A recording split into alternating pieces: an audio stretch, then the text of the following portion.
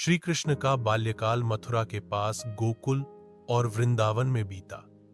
वहां के लोग मुख्य रूप से गोपालक थे। गायों को चराना और दुग्ध उत्पादन करना उनका मुख्य व्यवसाय था। हर वर्ष कार्तिक माह में गांव के लोग देवता इंद्र की पूजा करते थे। उनका मानना था कि इंद्रदेव की कृपा से वर्षा होती है, जिससे गायों के लिए चारा उगता है और खेती भी अच्छी होती है। जब श्री कृष्ण ने यह देखा कि गांव वाले बड़े धूमधाम से इंद्र की पूजा की तैयारी कर रहे हैं, तो उन्होंने अपने पिता नंद बाबा से प्रश्न किया, पिताश्री, यह इंद्र कौन है और हम उनकी पूजा क्यों करते हैं? नंद बाबा ने उत्तर दिया, वत्स, इंद्र वर्षा के देवता है।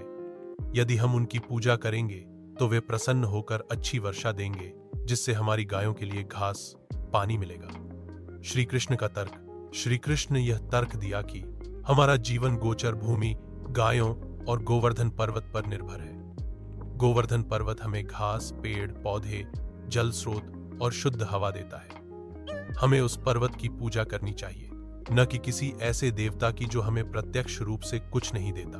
उनके तर्कों से प्रभावित होकर नंद बाबा और सारे गोकुल वासियों ने इस बार इंद्र की जगह गोवर्धन पर्वत की पूजा का निर्णय लिया। लोगों ने पर्वत के चारों ओर परिक्रमा की, स्वादिष्ट भोजन बनाया, गायों को सजाया और बहुत उत्सव मनाया। इंद्र का क्रोध और प्रलय। जब इंद्रदेव को यह पता चला कि गोकुल वासियों ने इस बार उनकी पूजा नहीं की और उनकी जगह एक पर्वत की पूजा की, तो उन्हें अत्यंत क्रोध आया। उन्होंने इसे अपने देवत्व और सम्मान का अपमान समझा। वे बोले, इन ग्वालों को अपनी औकात याद दिलानी होगी। यह सब उस बालक कृष्ण का प्रभाव है। मैं इन्हें ऐसा दंड दूंगा कि यह जीवन भर याद रखेंगे। इंद्र ने अपने वज्र और मेघों को आदेश दिया, गोकुल पर इतना वर्षा बरसाओ कि सब कुछ डूब जाए। उन्हें समझ आए कि वर्षा का देवता कौन है।